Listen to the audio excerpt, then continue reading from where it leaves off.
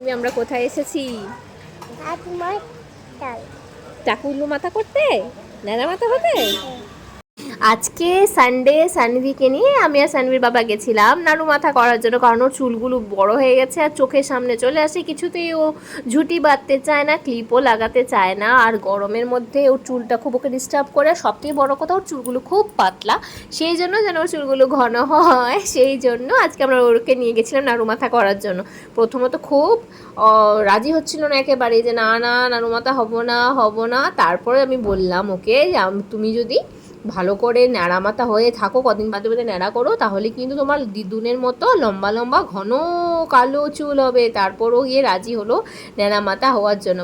কলকাতায় যেভাবে গরম বেড়েছে, ও বাবা, রাস্তায় যাওয়া তো নয়, মানে পুরো গরমে সেদ্ধ হয়ে যাওয়া। অনেকক্ষণ আমরা দাঁড়িয়েছিলাম একটা গাছের নিচে, কারণ সানডে বলে অনেক বেশি লাইন পড়ে গেছিলো কিন্তু সেলুনে। আর সেজন্য অনেকক্ষণ দাঁড়িয়ে থাকার পরে যেখানে আমরা দাঁড়িয়েছিলাম ওখানে কেমন একটা পচা গন্ধ বেরোলো। বোধ হয় বেড়াল কুকুর কোনো একটা ইঁদুর টাইপের, পচা ইঁদুর টাইপের কিছু এনে ফেলেছে। দেখতে পাইনি যদিও বা, দেখছো সানভি কীভাবে মারছে আমাকে। যাই হোক, তো ওখান থেকে সরে এসে সেজন্য আমরা একটা দোকান বন্ধ ছিল, ওখানে বসে পড়লাম। আর সানভির বাবার কাছে সামনে দাঁড়িয়েছিল, আমি বললাম বসো, ওনাকে বলে আসো যে যখন ফাঁকা হবে ডেকে নিতে। তো সেটাও বলে আসলো, কিন্তু ততক্ষণ অবধি আমি সানভি বসেছিলাম এখানে। আবার মুখ বালাচ্ছে, কাককে রেখে সানভি বলছে কাক মুখ বাড়াচ্ছে, আবার মশা ওকে কামড়ে দিয়ে চলে গেল। অনেকক্ষণ ওয়েট করার পর আমরা খুব টায়ার্ড হয়ে পড়লাম, বললাম ছাড়ো, গিয়ে ডাব খেয়ে আসি। তারপর আমি সানভি বাবা গেলাম ডাব কিনতে। ডাবের দাম শুনে তো পুরো মাথায় হাত, সত্যি অবাক হয়ে যাচ্ছি যে জিনিসের দাম কীভাবে বেড়ে চলেছে। যেই ডাবটা খেতাম 20 টাকা করে, সেটা এখন হয়ে গেছে 50 টাকা।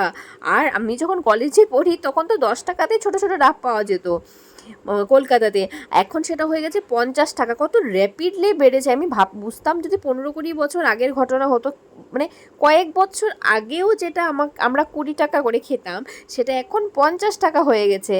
আর যেটা আমরা খেতাম 30 টাকা করে, সেটা হয়ে গেছে 70 টাকা। তো শেষমেশ ডাব খাবার পরে আমরা লাইন পেলাম সেলুনে, কিন্তু অন্য একটা সেলুনে চুল কাটাতে হলো, কারণ ওই সেলুনে তখনও প্রচুর লাইন ছিল। কেমন লাগছে সানভিকে দেখতে, দেখো সবাই। It's my new look. ওনিও বাবালি, আমি তো তোরটা। চলো, সানভি চুল কাটা হয়ে গেছে, বাই বলে দাও, বলো বাই বাই। Bye bye.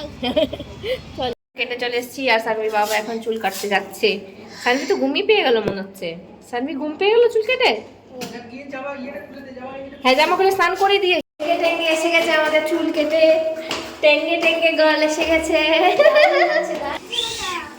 মাথায় হাত দিও না,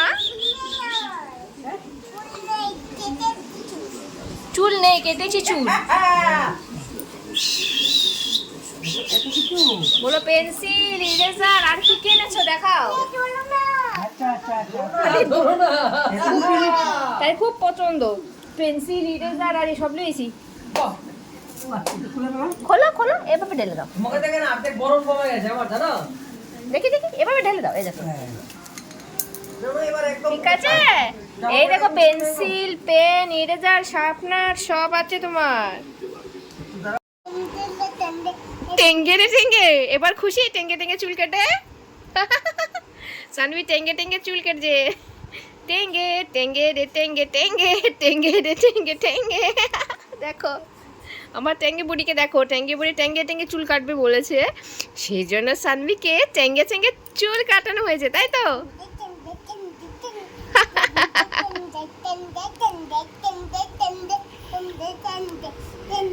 টেঙ্গে রে টেঙ্গে।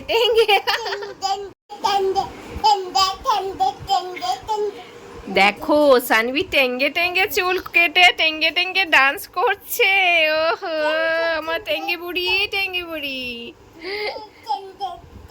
সানভি কিন্তু আজকে একদমই কাঁদেনি, টেঙ্গেকে দেখে সানভি খুব খুশি, সেজন্য টেঙ্গের মতো চুল কেটে টেঙ্গে ডান্সও করছে। তো সানভি টেঙ্গে ভিডিওটি তোমাদের ভালো লাগলে প্লিজ আমাদের চ্যানেল সানভি সাথে সাবস্ক্রাইব করে দেবে, ভিডিওটিকে লাইক শেয়ার কমেন্ট করুন।